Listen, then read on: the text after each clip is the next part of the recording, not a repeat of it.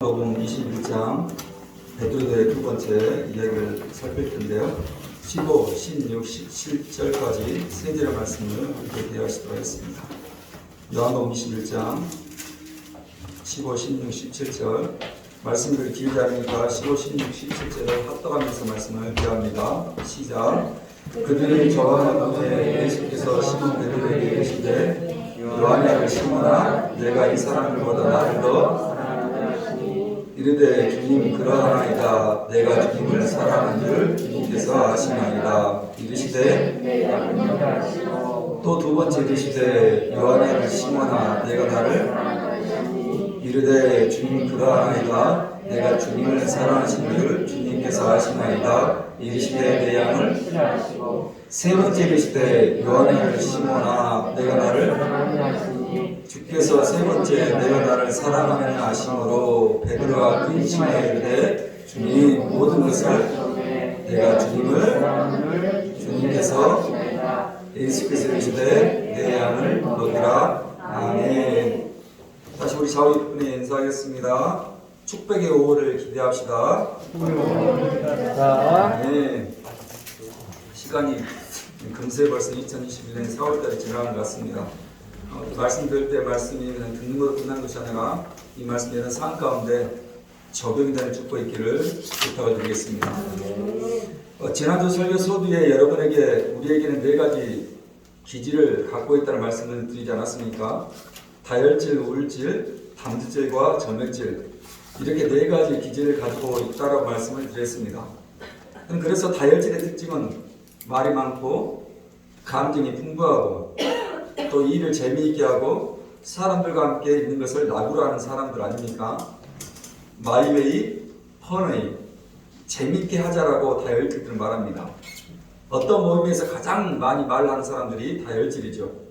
자, 그런데 이런 다혈질의 단점은 말을 많이 하다 보니까 다른 사람 말을 귀를 기울이지를 않습니다. 그러다 보니까 기억력이 이 다혈질은 좋지가 않습니다. 또 꾸준하지도 또 지속적이도 못하는 단점이 다혈질입니다. 너무 자기 자신이 조치되어서 상대적으로 다른 사람에 민감하지 않습니다. 그래서 다혈질 때때로 이기적인 모습을 보일 수도 있다는 것입니다.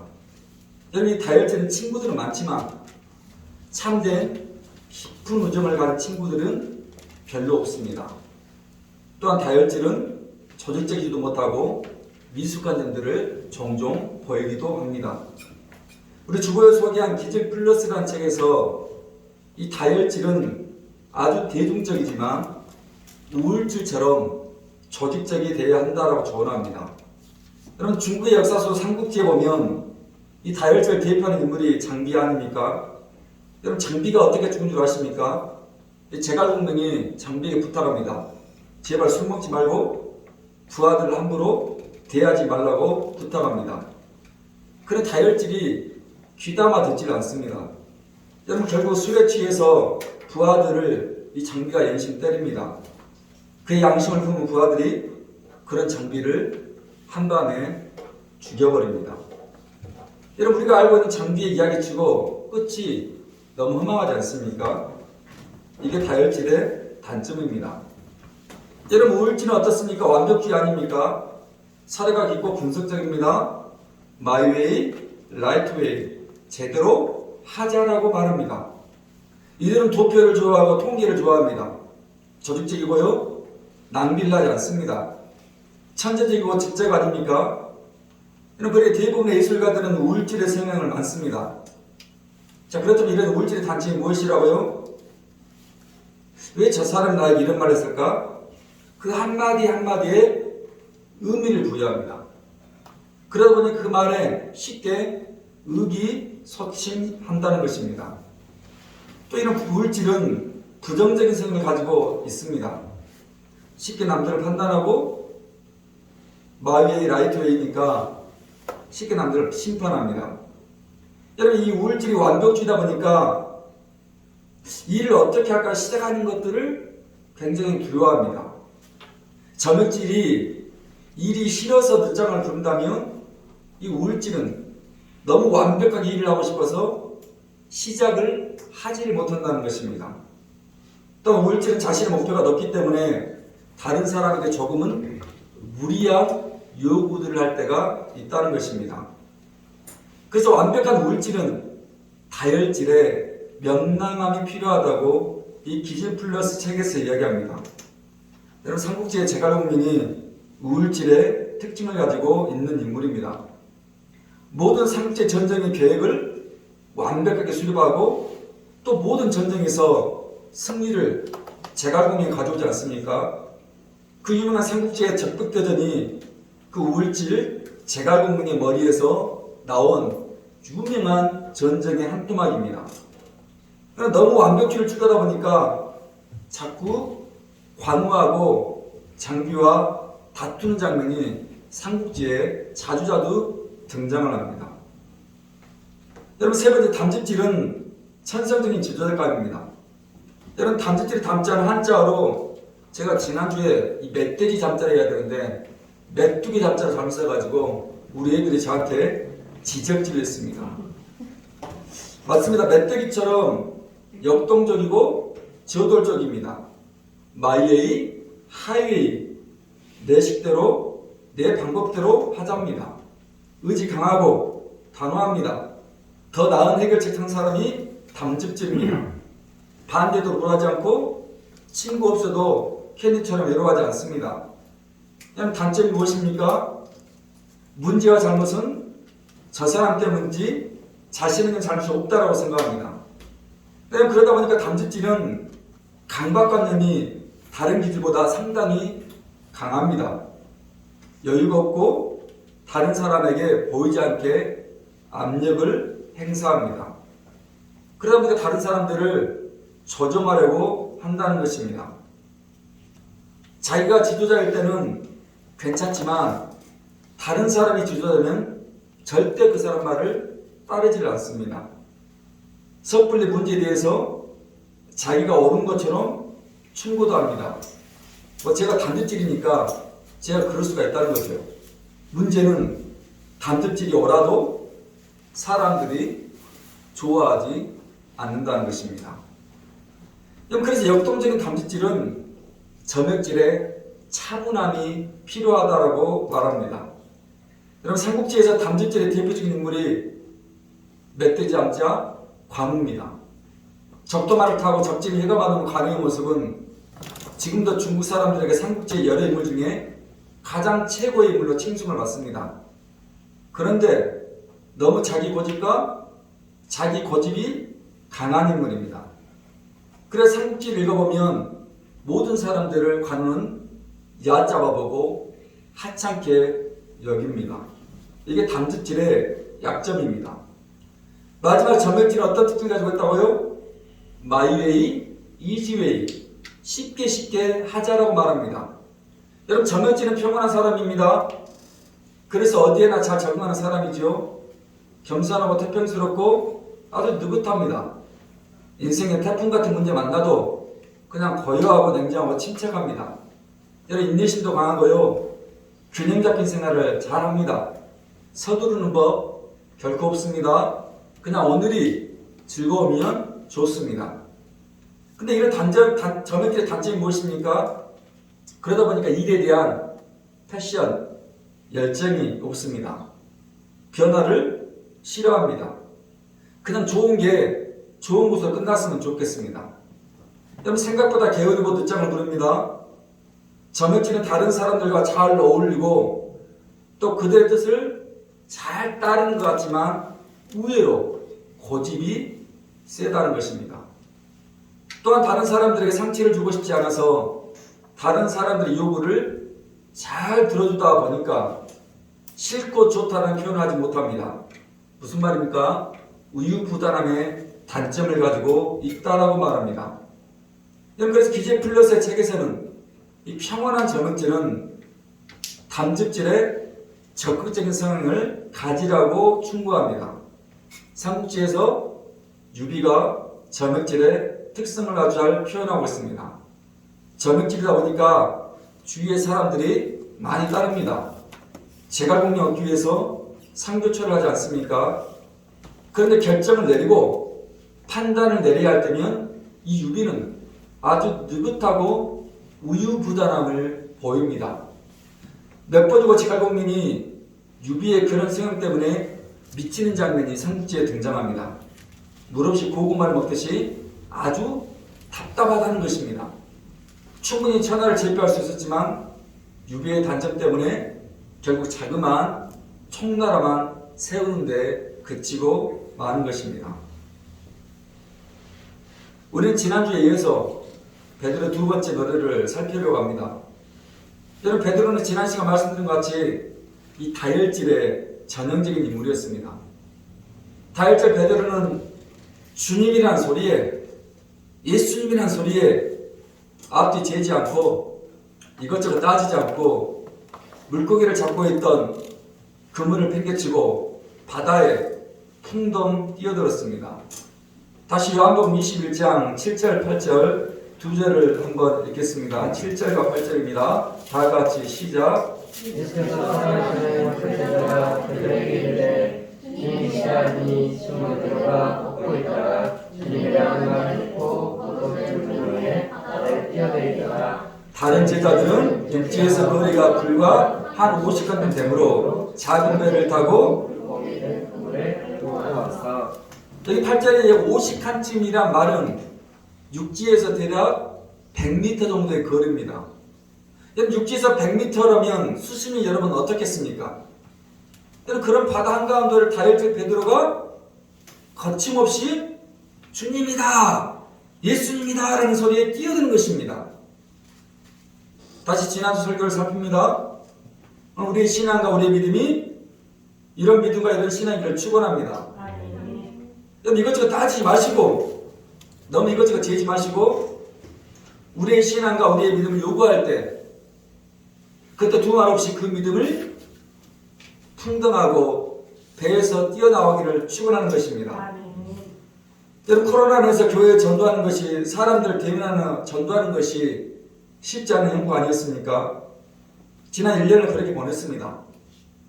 다시 2021년에도 여전히 코로나가 끝나지 않았습니다. 여러분, 그렇다고 다시 1년을 그냥 손을 놓을 수가 없는 것 아닙니까? 여러분, 그러다 교회의 물티슈가 생각이 났습니다. 우리 교회 물티슈를 가까운 상가에 비치하자는 생각을 제가 한 것입니다. 그렇게 해서 가까운 뚜레쥬로 이삭 토스트, 또 메디움주 병원과 간단 떡볶이, 또 이번에 새로 개업한 네일아트 상가에 이 물티슈를 손님들이 자연스럽게 가져갈 수 있도록 비치해 놓았습니다. 다들 흔쾌히 생각을 해주셨습니다. 그렇게 매주 물티슈를 비치해 놓았는데 3주 전에 그 물티슈가 다 소진이 된 것입니다. 그래서 다시 물티슈를 처음 생각하는 그냥 교회의 재정으로 제작하려고 했었습니다. 그런데 그런 생각이 든 것입니다. 예전 우리가 믿음 생활했을 때 교회들에서는 교회에 필요한 물품들을 강구를 해서 공급을 받지 않았습니까? 그게 하나님께 받는 축복의 또 하나의 증거라고 우리 목회자들 통해서 얘기를 듣지 않았습니까? 저 역시 2021년 축복이라는 주제로 여러분에게 축복의 간증 하나 만들자고 이야기를 했었습니다. 그럼 우리 교회 식구들이 작은 일이지만 그런 축복의 간증 하나 만들 기회를 주자는 생각이 든 것입니다. 그래서 2주 전에 여러분에게 강구를 했던 것입니다. 그래, 그날 예배가 끝나고 어떤 분이 사모님께 그러더라는 것입니다. 사모님, 제가 그거 하겠습니다. 제가 우리 교회 물티슈 다시 구입하는 거 하겠습니다 하면서 바로 15만 원을 교회 통장에 입금을 하신 겁니다. 여러분, 고맙고 너무 감사한 일 아닙니까? 그래서 지난주에 새로 제작한 물티슈 1000개가 도착을 했고 다시 새로 만든 물티슈를 상가에 비치를 해 놓았습니다. 받아가시는 분들이 다들 너무 좋다라고 하신다는 것입니다. 역시 잘했다고 싶었습니다. 그럼 그날 광고를 듣고 그거 제가 하겠습니다라고 바로 입금하신 분이 여러분 누구였겠습니까? 예, 다혈질을 가진 교회의 식구였습니다. 여러분, 맞습니다. 여러분, 이것저것 재지 않고 따지지 않는 믿음이 우리가 더 필요합니다. 아무리 깊은 수심일지라도 주님이란 소리, 그 예수님이란 소리에 배 밖으로 뛰어나갈 수 있는 다혈질의 믿음, 바다를 뛰어들어갈 수 있는 다혈질의 신앙 오늘 우리 교회 가운데 충만하기를 축복합니다.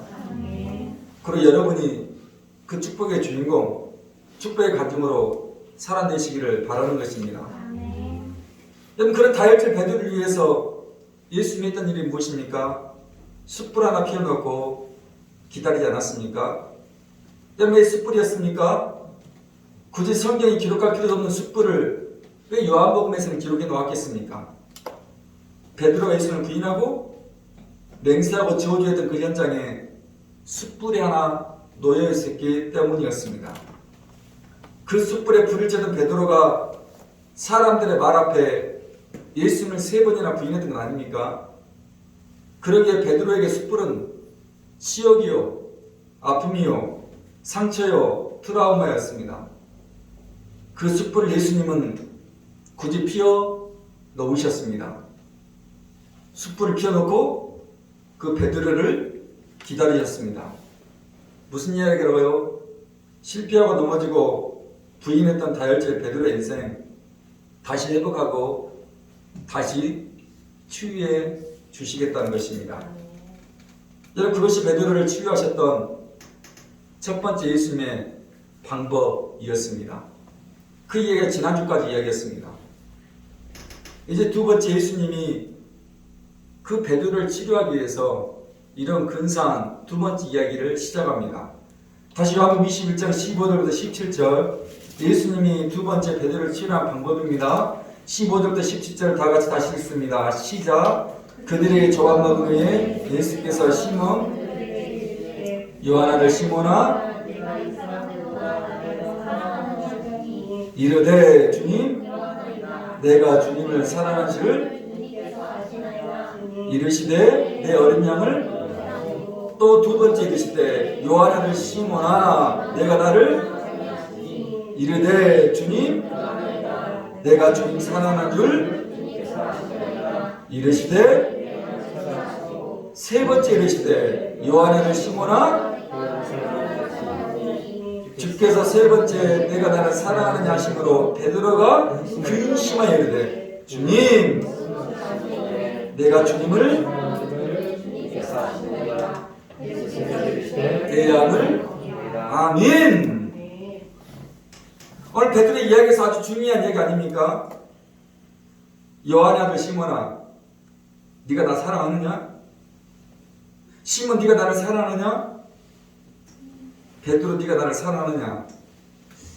영급부 예수님께서 베드로에게 3번에 걸쳐 물으신 것 아닙니까? 왜 3번에 걸쳐서 베드로에게 이 질문을 하셨겠습니까?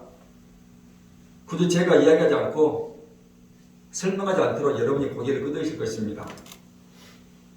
그 10일 전에 예수님을 3번 부인했던 베드로 아닙니까?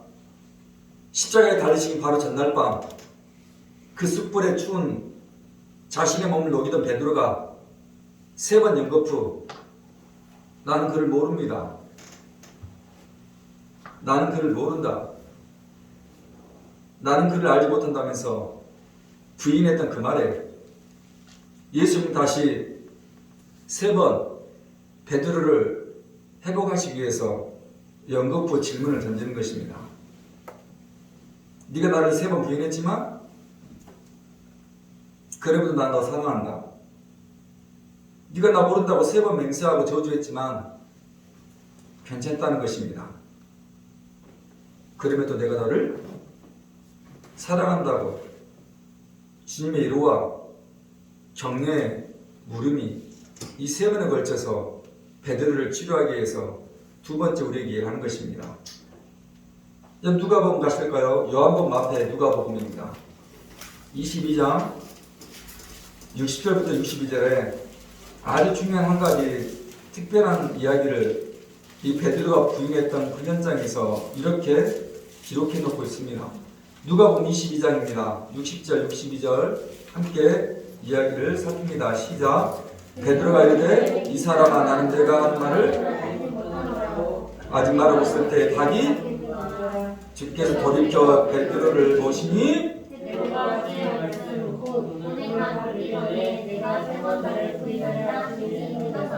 밖에 나가서 그럼 베드로가 예수님을 3번 부인했을 때 성경은 말합니다. 주께서 돌이켜 그 베드로를 보셨다라고 기록합니다. 여러분, 베드로의 눈과 예수의 눈이 마주쳤다는 것입니다. 예수님의 시선과 베드로의 시선이 일치가 되었다는 것입니다. 여러분, 그때 베드로의 마음은 어떤 마음이었겠습니까? 여러분, 베드로의 심정은 어떤 심정이었겠습니까? 그래서 밖에 나가서 펑펑 성공을 했다라고 성경이 말합니다. 여러분, 그러면 그때 예수님의 시선은 어떤 시선이었겠습니까? 분노의 시선이었겠습니까? 어이없는 시선이었겠습니까? 너 그럴 줄 알았다라는 체념의 눈빛이었겠습니까? 아니요. 예수님의 시선은 베드로를 향해서 연민의 시선을 보였을 것입니다. 내가 내 마음 다 안다는 긍휼히 여기는 눈빛을 베드로에게 보였을 것입니다. 그 눈빛을 바라본 베드로는 밖에 나가 심히 통곡하며 울 수밖에 없었던 것입니다. 오늘 베드로의 노래, 우리 주보에 실리는 것처럼 5번째와 6번째 소절은 이렇게 이야기를 노래하지 않았습니까? 5번째, 6번째 소절을 다 같이 한번 읽겠습니다. 시작. 날 사랑하냐 주 내게, 날 사랑하냐 멋자국 난 주의 손 바라보며 주께서 모두 아시나이다 그저. 여러분, 날 사랑하냐 주 내게 부르십니다. 베드로, 날 사랑하냐 주 내게 다시 물으십니다. 시몬, 날 사랑하냐 주 내게 또 다시 물으십니다. 베드로 아는 겁니다. 베드로는 예수님이 자신에게 이 물을 물으시는지 아는 겁니다. 그래서 가사처럼 그저 눈물만 흘러나오는 것입니다. 나를 지으신 주님 내 안에 계셔. 처음부터 내 삶은 그의 손에 있었죠. 그 다음 가사는요. 내 이름 아시죠. 내 모든 생각도 내 흐르는 눈물 그가 닦아주셨죠.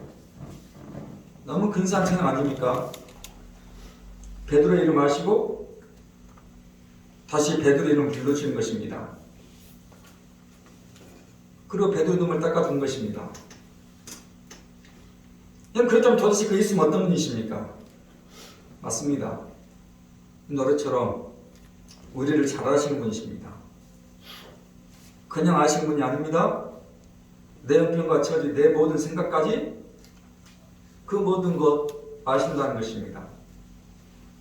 그리고 내 이름 불러주시며 밖에서 통과한 베드로 눈물 닦아주시는 좋으신 분이십니다. 꼭 여전히 답답하십니까? 어찌해야 모르시겠습니까? 때는 방법이 보이지도 않습니까? 베드로처럼 실패한 것 같고 베드로처럼 무너지고 자빠진 것 같습니까? 혹 치욕스럽게 부인하고 싶으신 거 있습니까? 그래서 베드로처럼 부활하신 주님 만났지만 다시 거기에 적겠다고 도망가고 싶으십니까? 아니요. 우리 예수님이 그런 베드로 숯불 피워놓고 찾아오지 않았습니까? 그 숯불의 상처와 아픔 치료하시겠다는 거 아닙니까? 그걸로도 모자라서 3번이나 베드로에게 독이나 진을 던진 거 아닙니까? 3번 부인했던 베드로 너의 치욕스러움 다시 회복되는 것 아닙니까?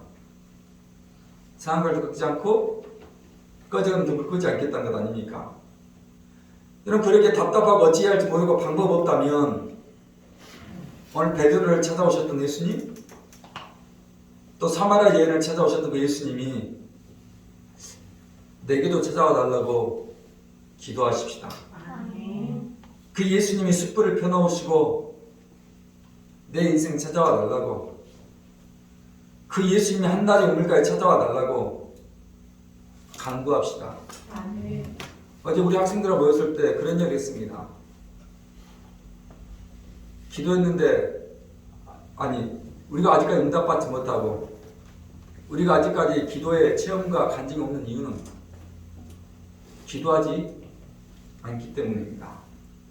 내가 기도해야 간증 하나 만들어지는 것이고 내가 기도해 봐야 응답 하나 있기 때문인 것입니다.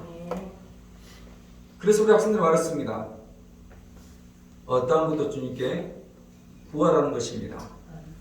그래야 응답을, 그래야 간증을, 그래야 축복을 우리가 이해할 수 있기 때문에 그렇습니다. 그래 내게 주님 찾아와 달라고 숯불 하나 펴놓고 내게 찾아와 달라고. 비록 수치스럽고 도망가고 싶지만 네가 나 사랑하느냐, 지금 3번 부르셔도 괜찮으니 내게 찾아와 달라고 여러분이 주님께 간구하는 축복이기를 바랍니다. 이게 두 번째 다혈질 베드로를 치료하시는 예수님의 방법이었습니다. 그런데 오늘 베드로의 노래는 마지막 한 가지 더 우리에게 회복하고 또 그 베드로를 일으키시려는 주님의 마음이 담겨있는 장면을 노래하고 있습니다. 그 마지막 소절인데요, 39번부터 43번까지 여러분 주보에 적혀있을 것입니다. 39번부터 43번의 그 두 소절을 한번 읽어보겠습니다. 시작. 처음 배를 버리고 주를 그때로 돌아가 내 마음을 못 박힌 손으로 떡을 건네시던 주의 사랑이 내 마음을, 처음 배를 버리고 주를 따라갔던 그때로 돌아가 내 마음을 드리네. 아주 중요한 가사입니다. 여러분, 이 가사가 중요한 가사입니까? 다시 요한복음 21장 1절입니다. 1절 말씀을 다시 한번 읽겠습니다. 21장 시작.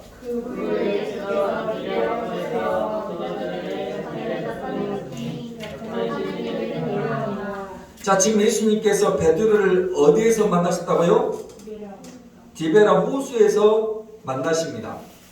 때때로 호수라고 표현하기도 하고 때때로 바다라고도 표현합니다. 왜냐하면 이 호수가 수평선을 보일 정도로 어마어마한 호수입니다.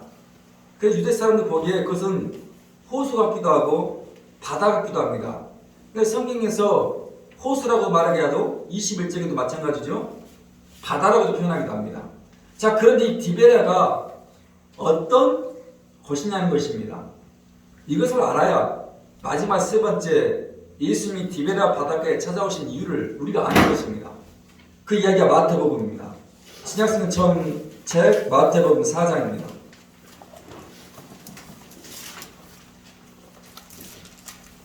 마태복음 4장입니다. 18절부터 20절까지 이 디베라 호수, 디베라 바다가 어디인지를 성경은 이렇게 표현합니다. 18절부터 20절 시작. 갈릴리 해변에 다니시다가 두 형제고 베드로라는 시몬과 그의 형제 안드레가 바다에 그들은 말씀하시되 내가 너희를, 그들이 곧 그물을 버려두고 예수님이 제자를 부르십니다. 베드로가 지금 바다에 그물을 던지면서 이를 잡지 않습니까? 그럼 베드로를 주님께서 부르십니다. 내가 너 사람 낚는 어부가 되게 하겠다는 말씀하십니다. 그 말씀 베드로가 그물을 버려두고 예수님을 따랐습니다. 자, 그런데 그곳이 어디였다고요? 갈릴리 바다입니다. 여러분, 그 갈릴리 바다가 요한복음 21장에서는 디베라 호수로 표현을 해놓은 바다입니다. 그런데 갈릴리와 이 디베라는 같은 바다의 다른 이름입니다. 그러니까 지금 예수님이 베드로를 어디에서 부르신 것입니까? 3년 전 갈릴리 바다에서 너를 사랑하는 어부가 되게 하겠다는 바로 그 바다 디베라 호수에서 다시 베드로를 만나기 위해서 숯불 피워놓고 계신 것입니다. 그래서 베드로의 노래 마지막 소절의 가사가 처음 배를 버리고 주를 따라갔던 그때로 돌아가 내 마음을 드리네. 3년 전 그 갈릴리 바다를 이 가사가 우리에게 이야기를 해주고 있는 것입니다. 여러분, 굳이 부활해서 예수님께서 베드로를 집에서도 만날 수 있고 그 베드로를 지나가는 길에서도 만날 수 있고 그 베드로를 예루살렘 성전에서 만날 수 있고 그 베드로를 겟세마네 동산에서 만날 수 있는데 굳이 예수님이 디베랴 호수 갈릴리 바다에서 베드로를 만났겠습니까? 3년 전 베드로 너를 불렀던 그곳, 3년 전 너에게 주었던 미션과 사명, 베드로 다시 기억해 달라는 것입니다. 다시 너에게 주었던 사람 낚는 업으로 살아가라고. 베드로, 그때로 다시 너의 삶에 돌아가 달라고 예수님은 이야기하기 위해서 굳이 디베랴 호수 갈릴리 바다에서 그 베드로를 만나고 있는 것입니다. 그 이야기가 마지막 요한계시록 2장 4절과 5절에 이렇게 기록이 되어 있습니다. 요한계시록은 마지막 책입니다. 신약성경 제일 뒷책입니다. 그리고 2장 4절과 5절입니다.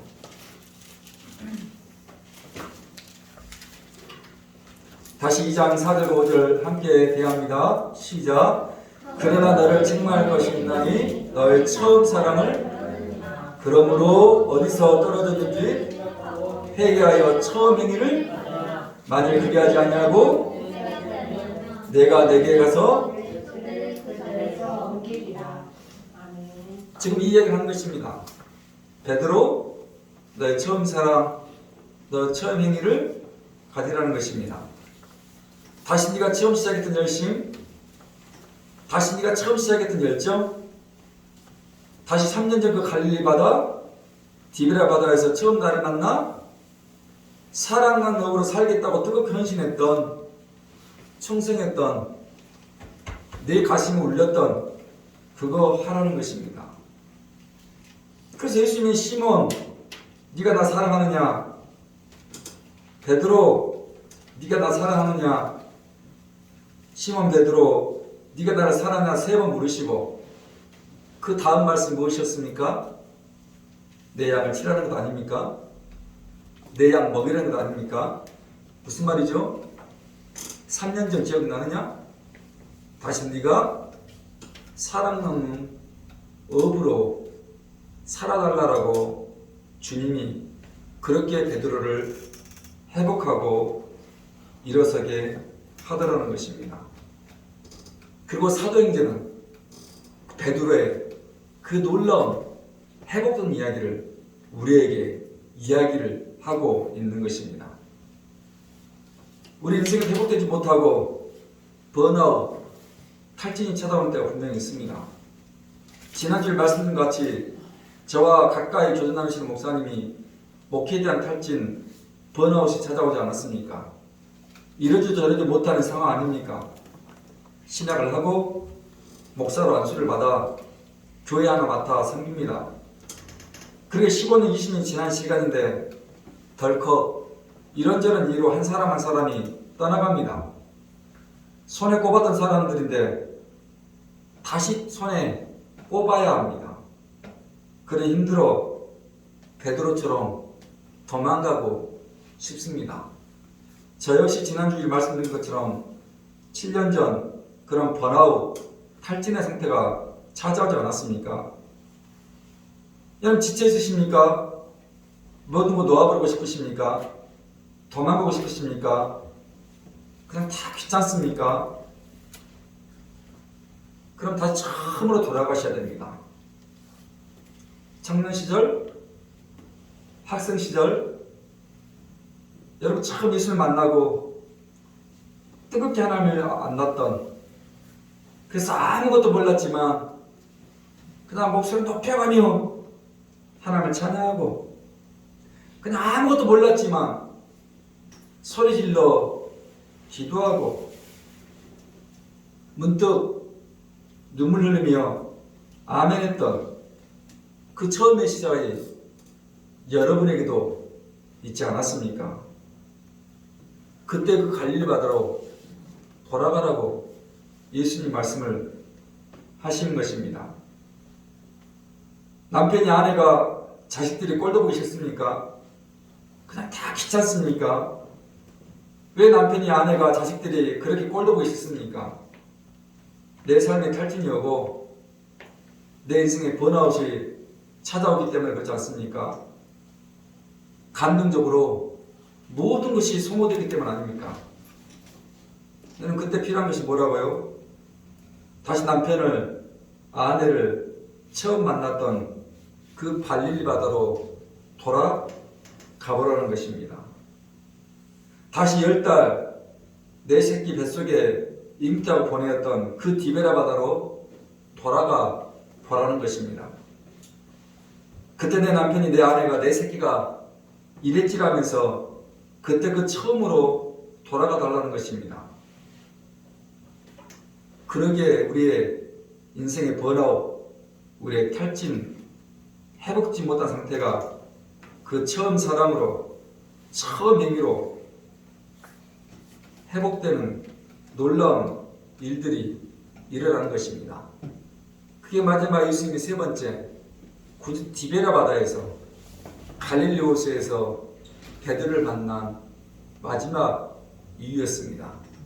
내 양을 치라, 네가 살아남는 법으로 다시 처음 사랑 회복해 달라는 것입니다. 마지막 베드로의 이야기를 하나 하고 끝내겠습니다.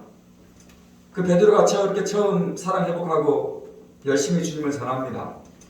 가는 곳마다 놀라운 일들이 사도행전에 보는 것처럼 일어나지 않습니까?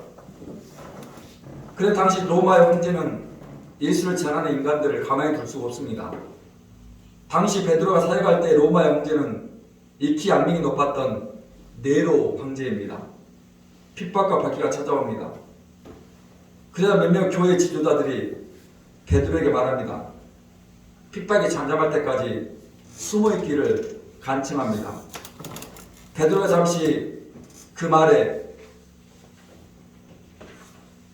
처음에 실패했지만 더 이상 어찌할 바가 없어서 로마를 떠나게 됩니다.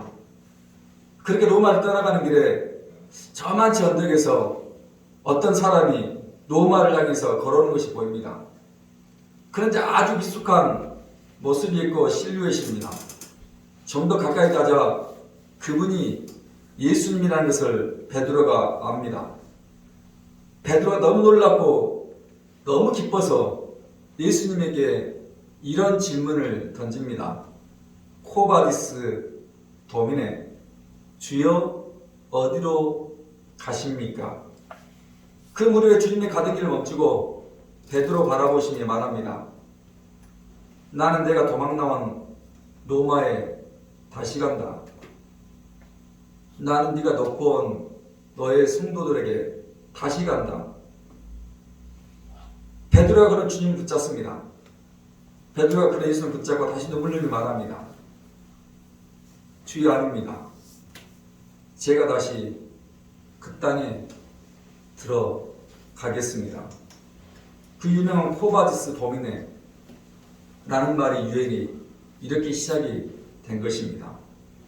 그리고 베드로는 거꾸로 십자가에 달려서 순교로 그의 생을 마감을 합니다.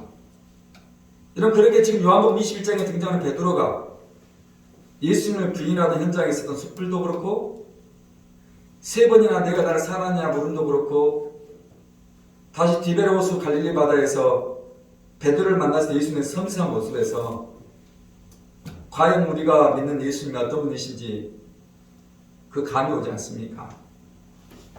다혈질 베드로처럼 인생에서 번아웃과 탈진에서 회복하는 그 세 가지를 기억하시기를 축원합니다. 그리고 오늘 요한복음 21장에 그 좋으신 그 섬세하시고 친절하신 예수님을 오늘 여러분이 이렇게 만나기 위해서 일주일에 1시간 같은 시간 같은 장소 같은 자리에 있다는 것이 큰 영광인 줄 아시고 우리 주님의 그 부르심에 다시 한번 처음 사랑 회복하시고 처음 행위 회복하셔서 주님께서 부르신 그 부름의 자리에 충성스럽게 살아내시기를 부탁을 드리겠습니다. 오늘 다시 한번 이 시간 찬양단이 베드로의 노래 다시 한번 여러분에게 들려줄 때 지난주 이번주 말씀을 기억하시면서 큰 은혜가 되기를 바랍니다.